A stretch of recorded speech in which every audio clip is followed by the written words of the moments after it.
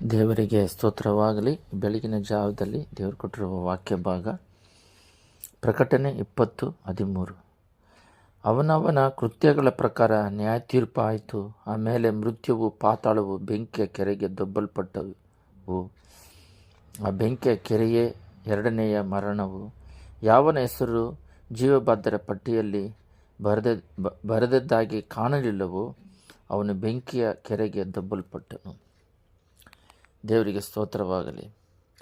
ಒಬ್ಬರು ಬಂದು ಡಿಸ್ಕಸ್ ಮಾಡ್ಬೇಕಾರೆ ಪರಲೋಕ ಅಂತ ಇರೋದು ಗೊತ್ತಾ, ನೀವು ಹೋಗಿದ್ದೀರಾ, ನೋಡಿದ್ದೀರಾ ಅಂತೆಲ್ಲ ಪ್ರಶ್ನೆಗಳು ಕೇಳಿದ್ರು. ಅದಕ್ಕೆ ನಾನು ಅವರಿಗೆ ಒಂದು ಮಾತು ಹೇಳಿದೆ. ಏನಂದರೆ, ದೇವರು ಬಂದ್ಬಿಟ್ಟು ಲೋಕದ ಮೇಲೆ ಎಷ್ಟೋ ಪ್ರೀತಿಯನ್ನಿಟ್ಟು ತನ್ನ ಒಬ್ಬನೇ ಮಗನನ್ನು ಕೊಟ್ಟನು. ಒಬ್ಬನಾದರೂ ನಾಶವಾಗದೆ ಎಲ್ಲ ನಿತ್ಯ ಜೀವ ಪಡಿಬೇಕೆಂದು ಕೊಟ್ಟಿದ್ದಾರೆ. ಕ್ರಿಸ್ತಪೂರ್ವ ಕ್ರಿಸ್ತ ಶಕ ಅಂತ ಆಗಿದೆ. ಇದೆಲ್ಲದಕ್ಕಿಂತ ದೊಡ್ಡದಾಗಿ ದೇವರು ಬಂದ್ಬಿಟ್ಟು ಈ ಭೂಲೋಕದಲ್ಲಿ ಹಳೆ ಒಡಂಬಡಿಕೆಯಲ್ಲಿ ಮನುಷ್ಯರ ಹತ್ರ ಬಾಯಿನಲ್ಲೇ ಮಾತಾಡ್ತಿದ್ರು. ಆದರೆ ಹೊಸ ಒಡಂಬಡಿಕೆ ಅಂತ ಬಂದಾಗ ಯೇಸು ಇಳಿದು ಬಂದು ಅವರು ಕ್ರಿಸ್ತಪೂರ್ವ ಕ್ರಿಸ್ತ ಶಕ ಅಂತ ಆಗಿದ್ದಕ್ಕೆ ಕಾರಣನೇ ಅವರು ಈ ಲೋಕದಲ್ಲಿ ಜೀವಿಸ್ತಾರೆ ಅಂಥೇಳಿ ಒಂದು ಚರಿತ್ರೆ ಬದಲಾಯಿತು. ಅವರು ಎಲ್ಲ ಸಮಾಧಿ ಮುಚ್ಚಲ್ಪಟ್ಟಿದೆ, ಯೇಸು ಸಮಾಧಿ ತೆರೆಯಲ್ಪಟ್ಟಿದೆ, is not year is resurrected ಅಂತ. ಅವರು ಪರಲೋಕ ರಾಜ್ಯಕ್ಕೆ ಹೋಗ್ತಾ ಇರ್ಬೇಕಾದ್ರೆ ಅವ್ರ ಶಿಷ್ಯರುಗಳೆಲ್ಲ ನೋಡ್ತಿದ್ದಾಗ ಅಪೊಸ್ತಲರಲ್ಲಿ, ನೀವು ಯಾಕೆ ಆಕಾಶದ ಕಡೆ ನೋಡ್ತಿದ್ದೀರಾ, ಅವ್ರು ಹೆಂಗೋದ್ರು ಮತ್ತೆ ಬರ್ತಾರೆ ಅಂತ. ಯೋಬನ 14:1 ನಿಮಗೋಸ್ಕರ ಪರಲೋಕದಲ್ಲಿ ವಾಸಸ್ಥಳ ಏರ್ಪಡಿಸಿದ್ದೀನಿ ಅಂತ ಹೇಳಿದ್ದಾರೆ. ಅದರಿಂದ ಎಬ್ರಿಯರ 11 ನಂಬಿಕೆಯೇ ನಾನು ನಿರೀಕ್ಷಿಸುಗಳ ವಿಷಯವಾಗಿ ಭರವಸೆದಿಂದ ಇರುವುದು, ಕಣ್ಣಿಗೆ ಕಾಣದವುಗಳನ್ನು ನಿಜವೆಂದು ತಿಳಿದುಕೊಳ್ಳುವುದು ಆಗಿದೆ. ಅಂದರೆ ನಂಬಿಕೆ. ಯೇಸು ಬಂದು ಗಾಂಧಿ ತಾತ ಒಂದು ಉದಾಹರಣೆಗೆ ನಾವು ನೋಡಿಲ್ಲ. ಸ್ವಾತಂತ್ರ್ಯ ತಕ್ಕೊಟ್ರಂದರೆ ಅದು ಹಿಸ್ಟ್ರಿ, ಅದು ಸುಳ್ಳಂದ್ರೂ ನಿಜಾನೇ, ನಿಜ ಅಂದ್ರೂ ನಿಜಾನೇ. ಇಲ್ಲ ನಾನು ನೋಡಿಲ್ಲ ಅಂದ್ರೂ, ನೀನು ನೋಡದೇ ಇದ್ರೂ ಅದು ಚರಿತ್ರೆ ನಡೆದಿದೆ. ಅದೇ ರೀತಿ ಯೇಸು ಸ್ವಾಮಿ ಚರಿತ್ರೆ, ಅದು ಹಿಸ್ಟ್ರಿ.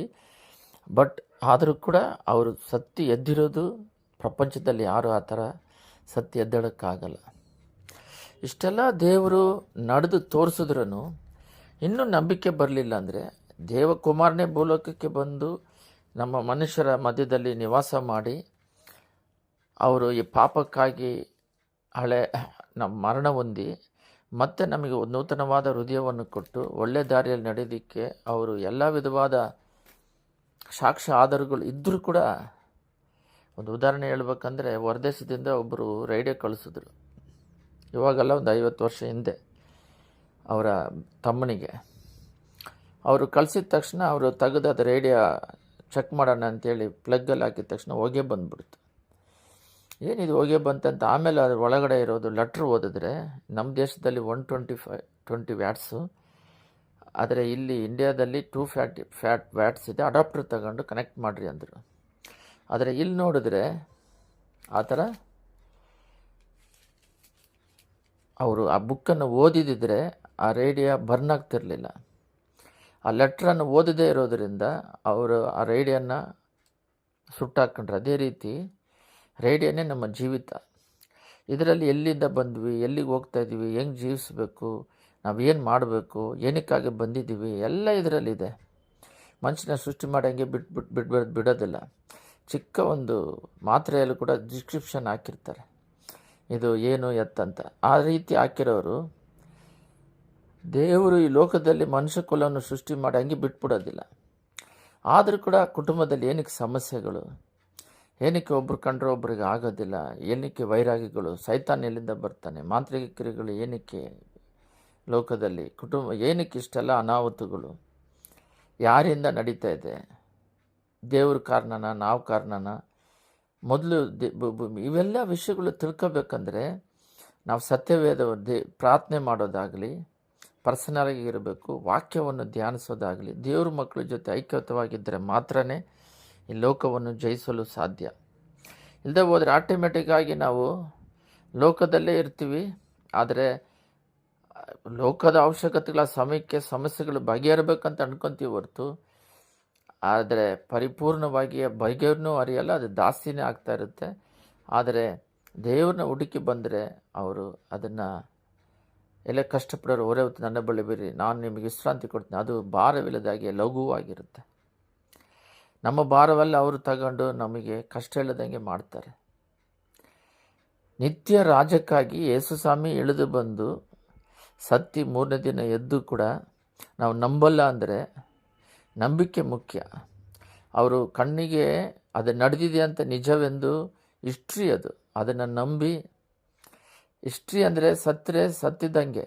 ಆದರೆ ಈ ಹಿಸ್ಟ್ರಿ ಏನಂದರೆ ಮಾನವ ಕುಲಕ್ಕೆ ಸತ್ತಿ 3ನೇ ದಿನ ಎದ್ದು ಜೀವಂತವಾಗಿದ್ದಾರೆ.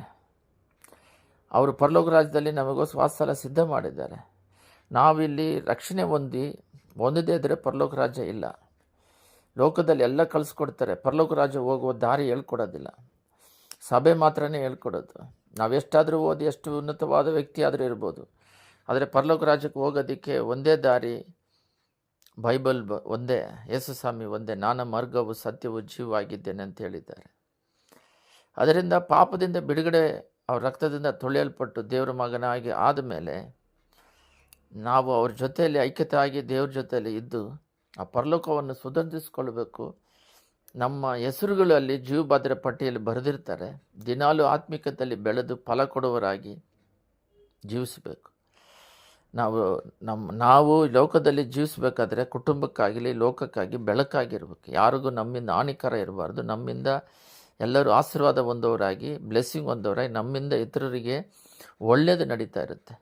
ನಾವು ದೇವರನ್ನು ಬಿಟ್ಟಾಗ ನಮ್ಮಿಂದ ಕುಟುಂಬಕ್ಕಾಗಲಿ ವೈಯಕ್ತಿಕವಾಗಿ ನಾವು ನರಕಕ್ಕೆ ಹೋಗ್ತೀವಿ ವೇದನೆಗಳಿಂದ. ಈ ಸಮಾಜ ಕೂಡ ನಮ್ಮಿಂದ ಏನು ಪ್ರಯೋಜನ ಇಲ್ಲ, ನಷ್ಟ ಆಗುತ್ತೆ.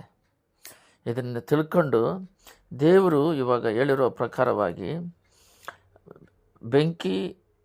ಬೆಂಕಿಯ ಕೆರೆಗೆ ದೊಬ್ಬಲ್ಪಟ್ಟವು, ಮೃತ್ಯುವು ಪಾತಾಳದಲ್ಲಿ.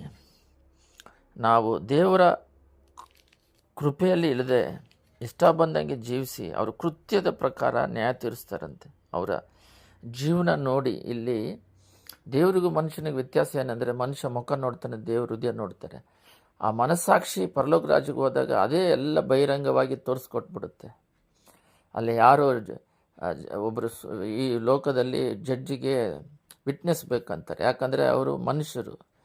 ಆ ವಿಟ್ನೆಸ್ ನೋಡಿ ತೀರ್ಪು ಮಾಡ್ತಾರೆ. ಆದರೆ ಪರಲೋಕದಲ್ಲಿ ಯಾವ ವಿಟ್ನೆಸ್ಸು ಬೇಕಾಗಿಲ್ಲ. ಯೇಸುಸ್ವಾಮಿ ಸೃಷ್ಟಿ ಮಾಡಿದ ಆತ್ಮ ಆದಿಕಾಂಡ 2:7 ಮನುಷ್ಯನ ಮಣ್ಣಿನಿಂದ ಸೃಷ್ಟಿ ಮಾಡಿ ಜೀವ ಶ್ವಾಸವನ್ನು ಊದಿದಾಗ ಮನುಷ್ಯ ಜೀವ ಆತ್ಮ ಅದನ್ನು ಆ ದೇವರಿಂದ ಬಂದಿರೋದದು. ಅದು ಅವರು ಏನು ಯೋಚನೆ ಮಾಡ್ತಾರೆ, ಅವರು ಏನು ಇದ್ದಾರೆ ಅಂತ ಅವ್ರಿಗೆ ಗೊತ್ತಾಗಿ ಅದನ್ನು ನ್ಯಾಯ ತೀರಿಸ್ತಾರೆ. ಅದರಿಂದ ಅಲ್ಲಿ ಯಾರು ಸೂರಿಟಿ ಎಲ್ಲ ಅವ್ರ ಮನಸ್ಸಾಕ್ಷಿಯೇ ತೋರಿಸ್ಕೊಟ್ಬಿಡುತ್ತೆ. ಫಿಗರ್ ಥರ ಬೇರೆ ಕಡೆ ಫಿಲಮ್ ಥರ ಓಡ್ತಾ ಇರುತ್ತೆ ಇವನ ಜೀವನಗಳು. ಒಂದೊಂದು ದಿನ ನಡೆಸಿದ ಜೀವನ ಯಾವ ರೀತಿ ಇರುತ್ತಂತೆ. ಅದಕ್ಕೆ ಅವರಷ್ಟು ಪ್ರಾಣತ್ಯಾಗ ಮಾಡಿ ಮರಣದ ಕಟ್ಟುಗಳಿಂದ ಬಿಡುಗಡೆ ಮಾಡಿ ನಿತ್ಯ ರಾಜ್ಯಕ್ಕಾಗಿ ನಾವು ಅವ್ರ ಜೊತೆಯಲ್ಲಿ ಪರಲೋಕದಲ್ಲಿ ಯುಗ ಕಾಲ ಇರೋದಕ್ಕೆ ಇಲ್ಲಿ ಕಣ್ಣೀರಿದೆ, ದುಃಖ ಇದೆ, ವೇದನೆ ಇದೆ, ಪರಲೋಕದಲ್ಲಿ ಇಲ್ಲ.